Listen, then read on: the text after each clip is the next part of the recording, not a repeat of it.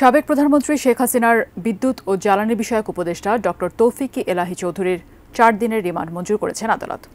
রাজধানীর বাড্ডা থানায় করা সুমন শিকদার হত্যা মামলায় ঢাকার মুখ্য মহানগর হাকিম আদালতের বিচারক এই রিমান্ড মঞ্জুর করেন। মঙ্গলবার রাতে রাজধানীর গুলশান এলাকা থেকে গ্রেপ্তারের পর বিকেলে কড়া নিরাপত্তায় ঢাকার মুখ্য মহানগর হাকিম আদালতে হাজির করা হয় সাবেক প্রধানমন্ত্রী শেখ হাসিনার বিদ্যুৎ, জ্বালানি ও খনিজ সম্পদ বিষয়ক উপদেষ্টা তৌফিক এলাহি চৌধুরীকে।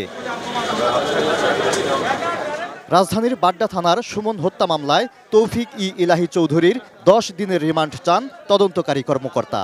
যুক্তিতর্ক শেষে ঢাকার মুখ্য মহানগর হাকিম আদালতের বিচারক আলী হায়দার 4 দিনের রিমান্ড মঞ্জুর করেন।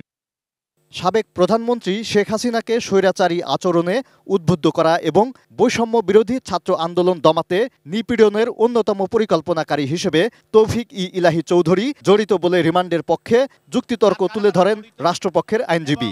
এলো ভিশন মুশকিল আসান অফার। যে কোনো ব্র্যান্ডের পুরনো ফ্রিজ নিয়ে চলে আসুন ভিশন শোরুমে আর নিয়ে যান নতুন ভিশন ফ্রিজ 20% পর্যন্ত ছাড়। তবে আসামি পক্ষের আইনজীবী রিমান্ডের বিরোধিতা করে জামিন চাইলে তা নামঞ্জুর করেন বিচারক।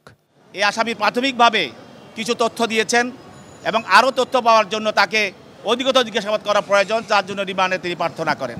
তার আইনজীবীরা তার শারীরিক বিভিন্ন জটিলতা বিষয়ে কাগজপত্র উপস্থাপন করেছে। এই মেডিকেল কাগজপত্র দেখে তাকে 4 দিনের রিমান্ড মঞ্জুর করেছে। আমরা বয়স্ক বিবেচনায়, ফ্রিডম ফাইটার বিবেচনায়, সার্বিক ওনার শারীরিক পরিস্থিতি বিবেচনায় আমরা জামিন চেয়েছিলাম। বিজ্ঞ আদালত সন্তুষ্ট হয়ে জামিন নামঞ্জুর করেছে। বৈষম্য বিরোধী ছাত্র আন্দোলনে গত 17 জুলাই বাড্ডার প্রগতি সরণিতে গুলিতে নিহত হন সুমন শিকদার। এ ঘটনায় সুমনের মা মোসাম্মত মাসুমা 20 আগস্ট বাড্ডা থানায় হত্যা মামলা করেন। Moniruzzaman, ATN news, Dhaka.